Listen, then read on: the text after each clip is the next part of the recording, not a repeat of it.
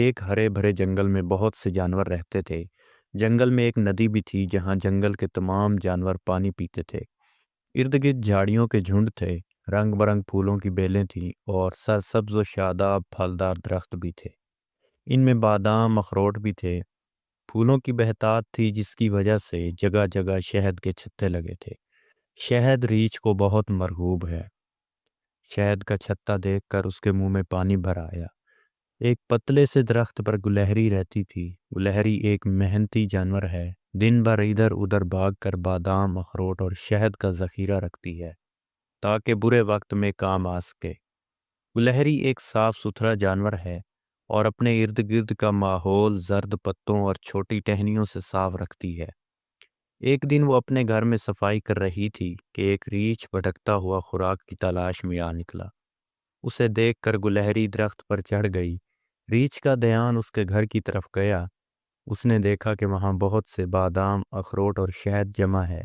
اس نے گلہری سے کہا، ان میں سے مجھے کچھ کھانے کو دو۔ گلہری نے کہا کہ اس نے برے وقت کے لیے سنبھال کر رکھے ہیں۔ ریچھ نے کہا، اب سمجھو برا وقت آ گیا ہے۔ اگر تم نے مجھے نہ دیا تو میں اس پتلے درخت کو ہلاؤں گا اور یہ ساری چیزیں نیچے گر جائیں گی۔ تم منہ دیکھتی رہنا، تجھے اپنی جان بچانا بھی مشکل ہو جائے گا۔ بیچاری گلہری بہت پریشان ہوئی کہ اس مصیبت سے کیسے نجات حاصل کی جائے۔ وہ دیکھ رہی تھی کہ ریچھ ڈیل ڈول والا ہے، غصے میں آ گیا تو واقعی چیزیں گرا سکتا ہے جس سے سردیوں میں اسے مشکل آئے گی۔ وہ سوچ میں پڑ گئی۔ آخر اسے ایک ترکیب ذہن میں آئی۔ وہ مسکرائی اور کہا، مجھے یہ اشیاء دینے میں حرج نہیں، مگر یہ بہت ہی تھوڑی ہیں۔ اس سے تمہارا پیٹ نہیں بھرے گا اور میرے پاس بھی کچھ نہیں رہے گا۔ مجھے ایک جگہ کا علم ہے، وہاں بہت سا شہد بادام اخروٹ ہیں۔ یہ سن کر ریچھ کے منہ میں پانی آ گیا۔ اس نے جلدی سے کہا، جلدی کرو، مجھے وہ جگہ دکھاؤ۔ گلہری نے کہا، میں تمہارے اوپر بیٹھتی ہوں، وہاں تک چلتے ہیں۔ ریچھ خوشی خوشی مان گیا۔ گلہری اس کے سر پر بیٹھ گئی اور کہا، سیدھا چلو، بائیں سے دائیں چلو، ادھر سے بائیں چلو، سیدھے ادھر سے دائیں چلو، ذرا تیز بائیں دائیں۔ ریچھ زیادہ شہد کے لالچ میں بھاگتا رہا۔ گلہری نے کہا، اب رک جاؤ۔